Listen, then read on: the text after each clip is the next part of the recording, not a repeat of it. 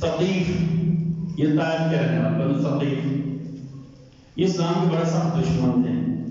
یہ مختلف مرتبہ نبی کریم صلی اللہ علیہ وسلم کے پاس آئے. ایک مرتبہ نبی کریم صلی اللہ علیہ وسلم کو وفد دے کر انہوں نے اسلام کے اوپر اعتراضات کیے.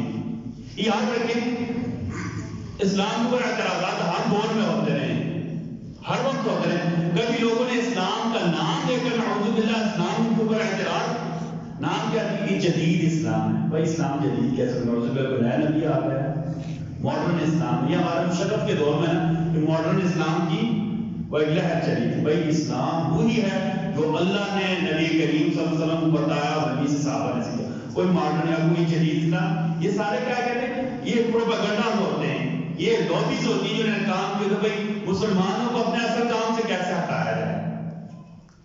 ٹھیک ہے جی، اس کے لیے وہ ہائر کرتے، لوگ خریدتے ہیں.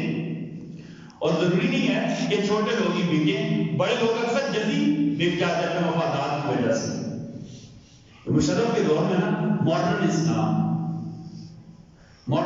کیا تھا؟ جو بندہ ہر وقت کے حقوق چاہتا ہے وہ سب سے بڑا ماڈرن اور سب سے بڑا اسلام ہے. نعوذ باللہ من ذلک. اسلام وہی ہے جو اللہ اور اس کے رسول نے بتایا. بس تو یہ بنو ثقیف آیا، انہوں نے اسلام کے بارے میں کہا کہ یا رسول اللہ ہمیں یہ چھوٹ بھی دے دے، ہمیں یہ چھوٹ بھی دے دے، ہمیں یہ چھوٹ بھی. اچھا انہوں نے کہا کہ رکوع کرنا بہت مشکل لگتا ہے ہمیں، رکوع کرنا بہت مشکل ہے ہمیں، چلو باقی نماز تو پڑھیں گے لیکن ہم رکوع نہیں کرتے.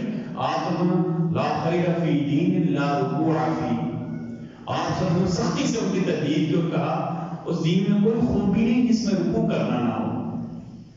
یعنی وہ دین کوئی دین نہیں جس کی نماز میں، جس کی عبادت میں رکوع کرنا نہ ہو. ایک اعرابی آیا، ایک گاؤں کا بندہ آیا، صحابی تھے، نئے نئے ایمان